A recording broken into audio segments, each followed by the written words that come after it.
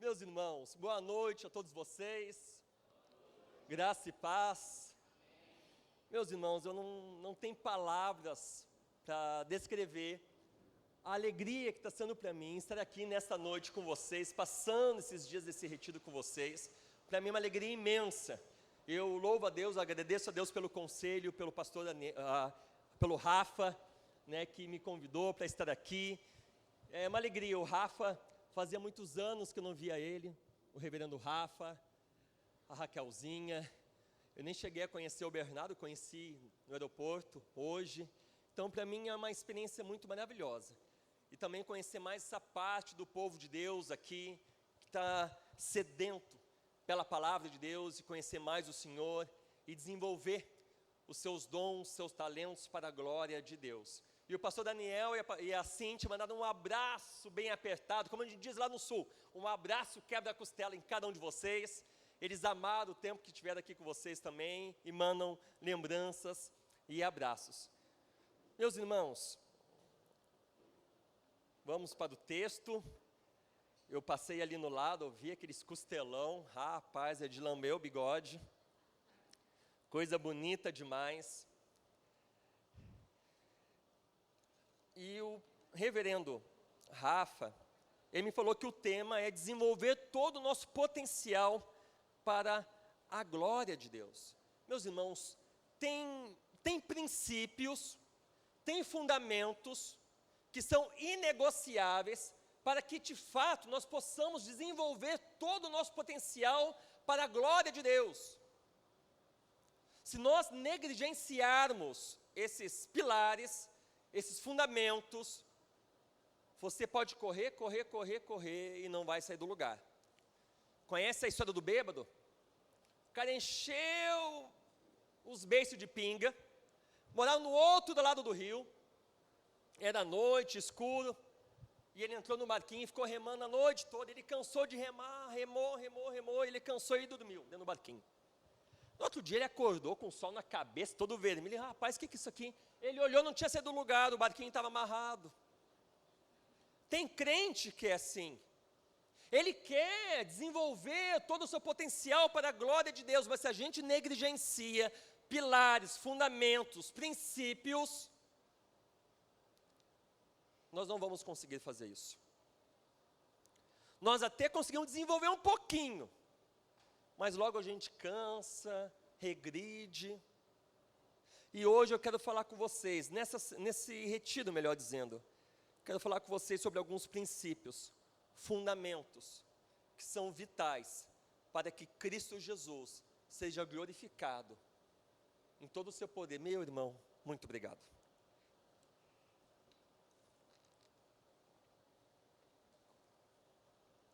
Porque Cristo Jesus nos chamou, nos elegeu, antes da fundação do mundo, para glorificá-lo em todas as esferas da nossa vida, no nosso trabalho, na faculdade, na escola, no nosso lar, aonde você está, ali você é a luz do mundo e sal da terra. As pessoas têm que olhar para você, como disse Lutero certa vez, e ver um pequeno Cristo em ti. Cristo tem que ser manifestado no teu andar, no teu viver. Assim como Ele andou, nós somos chamados para andar também. E Ele nos predestinou, antes da fundação do mundo, para sermos moldados à imagem do Seu Filho, nos diz isso, lá em Romanos 8. Para sermos moldados à imagem do Seu Filho. E cada vez mais você é parecido com Jesus, mais Ele é glorificado. Mais os seus dons, talentos, são usados com maestria para a glória dEle. Mais pessoas se achegam a Jesus através da tua vida. E onde é que nós vamos ver isso? Bom, a Bíblia toda trata sobre esse assunto, mas de uma maneira muito especial, meus irmãos, no Sermão do Monte. O Sermão do Monte é o resumo dos ensinamentos de nosso Senhor Jesus Cristo. Aqui nós temos a essência de como lapidar, desenvolver todo o nosso potencial para a glória de Deus. Já deixa aberta a sua Bíblia aí, em Mateus capítulo 5. Vamos orar novamente? Senhor Deus, Pai querido, Pai amado e Pai santo, aqui estamos em Tua presença. Vamos ouvir a leitura da Tua palavra e vamos ouvir a exposição dela. Fale aos nossos corações.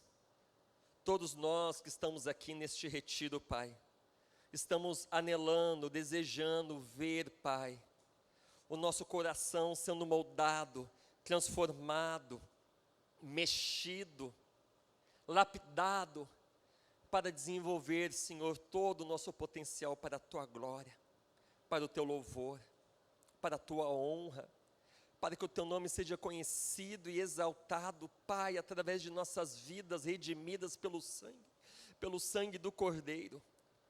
Fale conosco, ó Pai. Use esse pobre, miserável pastor como instrumento em suas mãos nesse retiro, para expor a Tua santa palavra. Em nome de Jesus. Amém.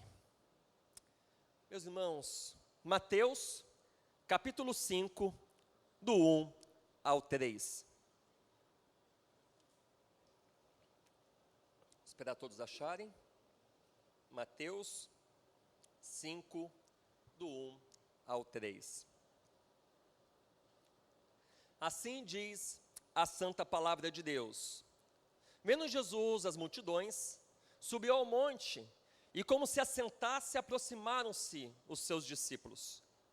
E ele passou a ensiná-los, dizendo: bem-aventurados os humildes de espírito, porque deles é o reino dos céus. Meus irmãos, aqui começa então o Sermão do Monte, que vai até o final do capítulo 7. E o que é o Sermão do Monte? O Sermão do Monte, meus irmãos, é a ética absoluta do reino de Deus. Nele estão contidos todos os ensinamentos do nosso Senhor de forma sucinta, que todo cristão deve abraçar, viver, obedecer. E é interessante destacar que nem Jesus e nem Mateus chamou esses capítulos de Sermão do Monte. Quem fez isso foi Agostinho no século IV, que chamou de Sermão do Monte, mas ele acertou, de fato, é um sermão.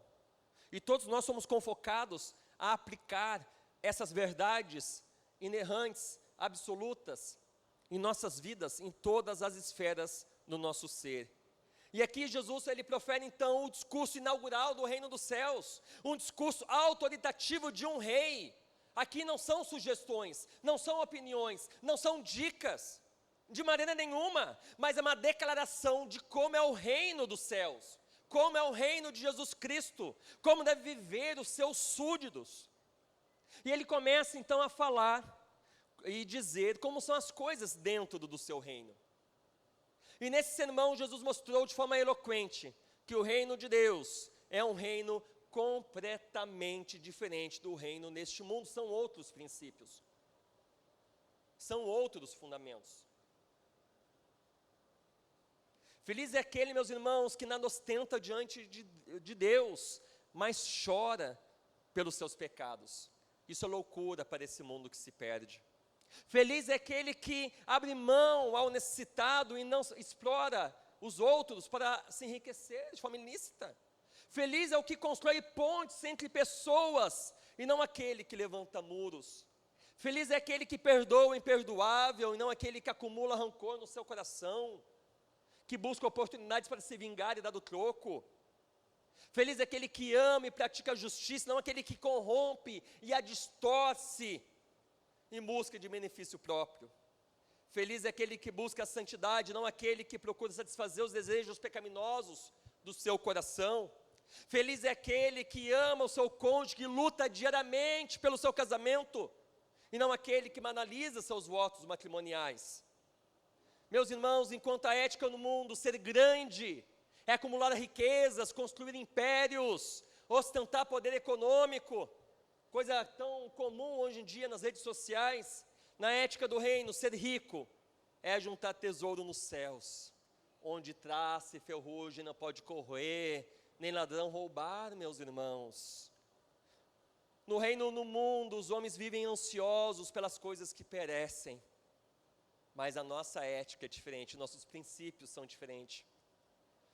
No reino dos céus, os seus cidadãos buscam em primeiro lugar o reino de Deus e a sua justiça, aquilo que é eterno, aquilo que é perene. Aqueles que pertencem ao reino dos céus, seus olhos estão voltados para o alto, meus irmãos. E Jesus termina esse sermão destacando que aqueles que ouvem as suas palavras, é como um sábio que construiu a sua casa na rocha. Pode vir a tempestade, pode vir as tribulações, e permanece firme, como cantamos no hino nesta noite. Mas ai daqueles que desprezam suas palavras, são como um tolo que construiu uma casa na areia. E o texto termina dizendo, foi o quê? Grande. Grande o quê? Grande a sua ruína. Este é o pequeno resumo, meus irmãos, da diferença do reino dos céus e o da terra. E nós iremos ver nos próximos sermões e neste, as características daqueles que pertencem ao reino de Deus. Características que todos aqueles que pertencem ao reino dos céus têm que ter. Tem que ter. Porque nasceu de novo, foi regenerado, foi justificado. É uma nova criatura. Tem que ter. Alguns é quase invisível essas características, não deveria ser assim. Mesmo tendo 20, 40, 50 anos de igreja. O potencial dele desenvolvido pela glória de Deus, rapaz, está pegando teia de aranha. Mas são características que todos nós devemos ter. E se a gente não tem, é porque ainda necessita de um novo nascimento. Necessita de um encontro com Jesus Cristo. Necessita conhecer o seu Salvador e o seu Redentor, coisa que ainda não aconteceu de forma pessoal e verdadeira. Meus irmãos, nosso contexto nos mostra que Jesus está pregando por toda a Galileia, pregando acerca que o reino dos céus tinha chegado e falando para as pessoas se arrepender. Uma multidão se amontoou em torno de Jesus, muitos milagres ele fez. E o que ele faz agora? Ele sobe no monte e lá ele prega o evangelho do reino. Ele dizia que o reino chegou porque ele tinha chegado. Então ele profere o discurso mais importante da história da humanidade, o discurso do rei que tem transformado milhões e milhões e milhões de pessoas no decurso da história. Transformou nações, povos, famílias, lares, pessoas perdidas no lamaçal do pecado. E o Sermão do Monte, meus irmãos, é dividido em 3 partes. Eu vou trabalhar só uma com vocês. A primeira parte fala sobre as características daqueles que pertencem ao reino dos céus. É assim que começa o sermão de Jesus, que é as bem-aventuranças, que vai do 1 ao 12. Ele está falando quais são as características daqueles que pertencem ao reino dos céus. Depois que Jesus faz isso, ele começa a falar sobre a ética do reino dos céus, dando a interpretação correta acerca da lei. Ele é a lei, ele deu a lei ao povo e agora ele mostra qual é a lei, como se interpreta a lei, como se vive a lei. E depois que ele faz isso aqui no capítulo 6 e 7, Jesus ele começa a falar então sobre a espiritualidade do reino, a questão da oração, do jejum, de um coração generoso. Mas hoje, nesse retiro, melhor dizendo, ficaremos apenas nas bem-aventuranças. Lá em Porto Alegre, na igreja que eu estou pastoreando, nós ficamos 1 ano e meio no Sermão do Monte.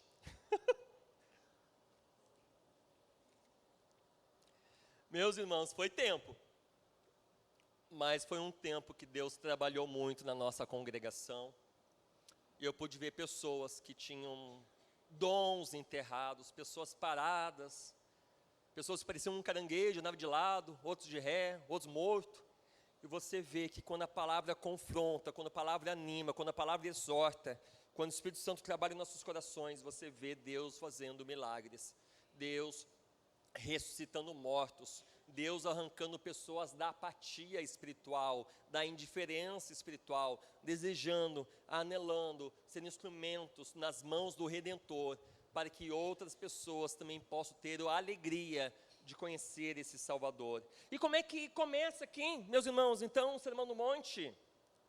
Ele começa então descrevendo o tipo de pessoa que pertence ao seu reino. Ele descreve aqui o caráter dos cidadãos do reino. Como são esses cidadãos?